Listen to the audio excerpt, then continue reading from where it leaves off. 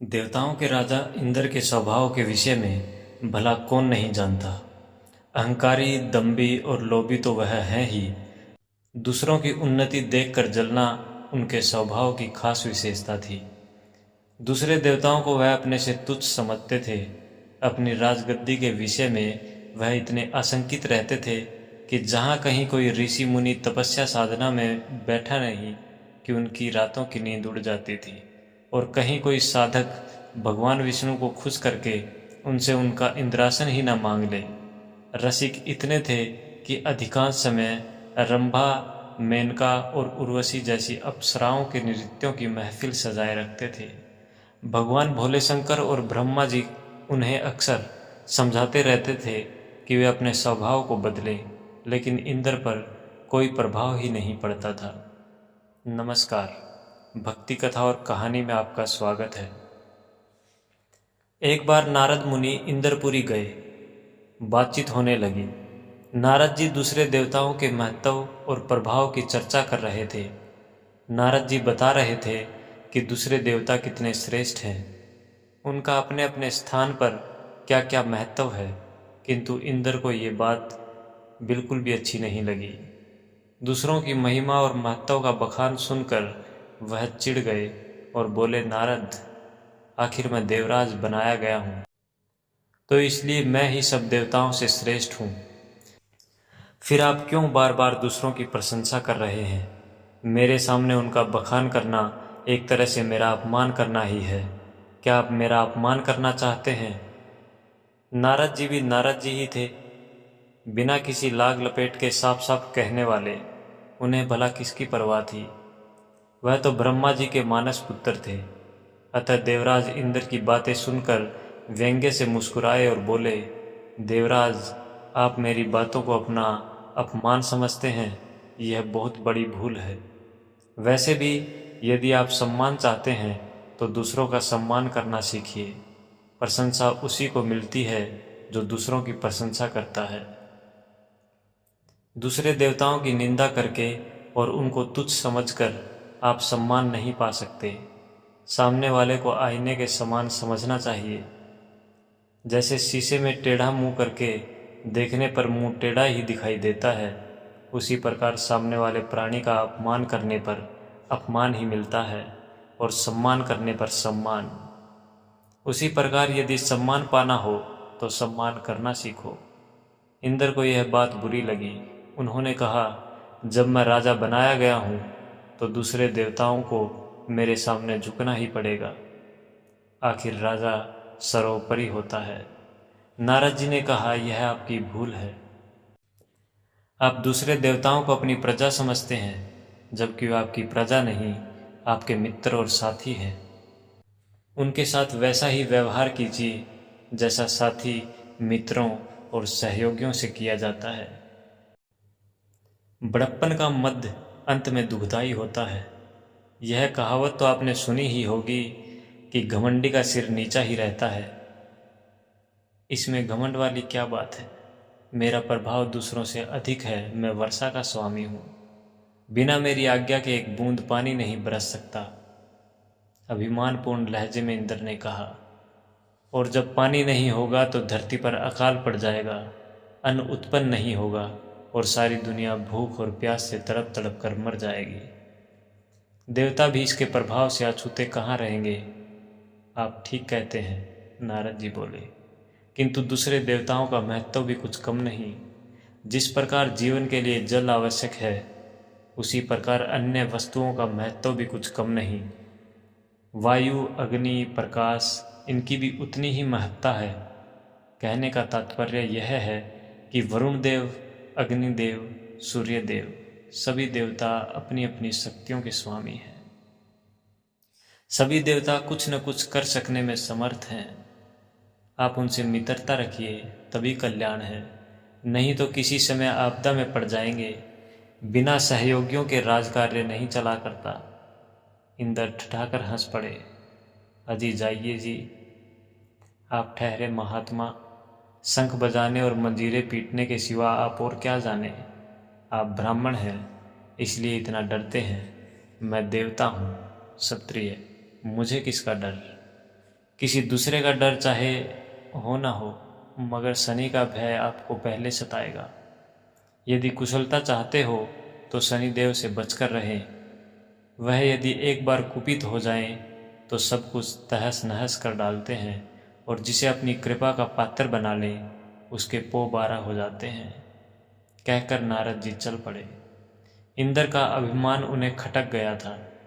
नारद जी का काम था संसार भर के समाचार इधर से उधर पहुंचाना।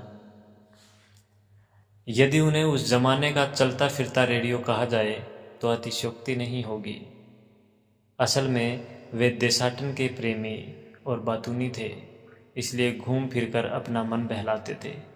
वैसे वे बड़े विद्वान और त्यागी महात्मा थे। तीसरे ही दिन नारद जी शनि लोक में जा पहुँचे। शनि देवता ने उनका स्वागत करते हुए कुशल समाचार पूछा। यूं तो सब कुशल मंगल है शनिदेव, नारद जी ने कहा, मगर अपने इंद्रदेव कुछ ज़्यादा ही अहंकारी और घमंडी हो गए हैं। अपने सामने किसी को कुछ समझते ही नहीं। कहते हुए उन्हें इंद्र से हुआ अपना पूरा वार्तालाप सुना दिया। इंद्र के अहंकार का पता पाकर शनिदेव ने कहा, आप चिंता न करें, अगले रविवार को बैकुंठ में सभा होगी, वहीं मैं इंद्र से मिलकर उन्हें समझा दूंगा। सारा अहंकार उसी दिन दूर हो जाएगा। अपने सामने दूसरों को तुच्छ समझना तो सचमुच बहुत बुरी बात है। शनिदेव को भी इंद्र का अहंकार खटक गया। थोड़ी देर तक इधर उधर की बातें होती रही। फिर नारद जी चले आए। अगले रविवार को बैकुंठपुरी में देवताओं की सभा हुई। विष्णु उसके सभापति थे। सब देवता आए। उन्होंने अलग अलग मसलों पर अपने अपने विचार रखे। शाम होने पर सभा समाप्त हो गई। इसी अवसर पर अचानक शनिदेव और इंद्रदेव का आमना सामना हो गया। शनिदेव तो बड़ी नम्रता और सामान्य रूप से इंद्र से मिले, मगर इंद्र तो अपने ही अहंकार में चूर रहते थे। शनिदेव को देखते ही उन्हें नारद जी की बात याद आ गई कि शनिदेव से बचकर रहना। बस उस बात के याद आते ही इंद्र का अहंकार जाग उठा और बिना किसी भूमिका के उन्होंने शनिदेव से कहा, शनि जी, सुना है आप किसी का कुछ भी कर सकते हैं, लेकिन मैं आपसे नहीं डरता। मैं देवराज हूँ, हर बात में आपसे बड़ा हूँ, मेरा आप कुछ नहीं कर सकते। शनि को बातचीत का ढंग खटका। फिर भी उन्होंने अपने आप को संभाल कर कहा, मैंने तो आपसे ऐसा कुछ भी नहीं कहा इंद्रराज, जो आप इस प्रकार का रुखा व्यवहार मेरे साथ कर रहे हैं। फिर भी समय पर देखा जाएगा कि कौन कितने पानी में है। अभी से मैं क्या कहूँ? समय पर क्या, अभी दिखाइए ना। वह समय आप आज ही बुला लीजिए, मैं आपका सामर्थ्य देखना चाहता हूँ। इंद्रदेव अड़ गए, मानो व्यर्थ का झगड़ा मोल लेने की ठाने बैठे हों। किसी ने सच ही कहा है, विनाश काले विपरीत बुद्धि, अर्थात जब किसी का बुरा वक्त आना होता है तो उसकी बुद्धि खराब हो जाती है। वह उल्टे सीधे काम करके स्वयं को मुसीबतों और कठिनाइयों में धकेलने की चेष्टा करता है।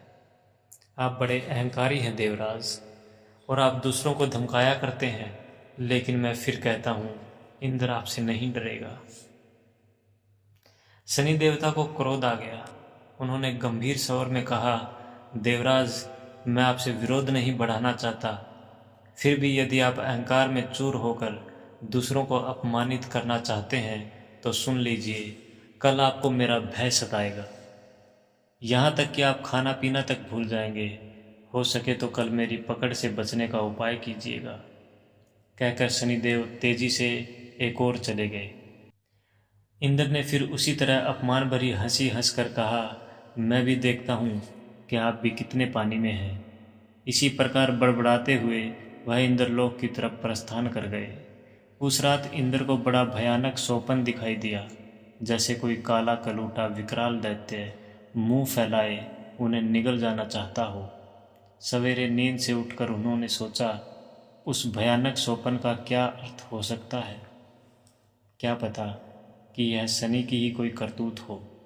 अवश्य ही वह आज मुझे कोई चोट पहुंचाने की चेष्टा कर सकता है, इसलिए मुझे किसी ऐसी जगह छिप जाना चाहिए जहाँ वह मुझे ढूंढ ही ना सके। ऐसा विचार कर उन्होंने झटपट कपड़े बदलकर भिखारी का वेश बनाया और जंगल की ओर निकल गए। किसी को इस बात की भनक भी न पड़ने दी कि वह किस उद्देश्य से कहाँ और क्यों जा रहे हैं। यहाँ तक कि अपनी पत्नी इंद्राणी को भी उन्होंने इस संदर्भ में कुछ नहीं बताया। किसी को इस विषय में कुछ भी न बताने का कारण भी था। इंद्र को यह बात मालूम थी कि मेरे स्वभाव और व्यवहार से कई देवता रूठे रहते हैं, इसलिए उन्हें शंका हुई कि कहीं ऐसा न हो कि वे सब शनि की सहायता करने लगे। उस दशा में मैं अकेला पड़ जाऊंगा। बस इस विचार के उठते ही उनका साहस छूट गया और वे भयभीत होकर जंगल के घने भाग में जा घुसे। अब तक एक पहर दिन चढ़ आया था। इंद्र ने सोचा, आखिर जब शनि ने मुझे चुनौती दी है तो मेरी खोज भी करेंगे। बिना मुझे खोजे तो वह मेरा कुछ बिगाड़ ही नहीं सकते, लेकिन मुझे खोजने में भी वह कोई कसर नहीं छोड़ेंगे। उसके लिए भले ही उन्हें धरती आकाश एक करना पड़े।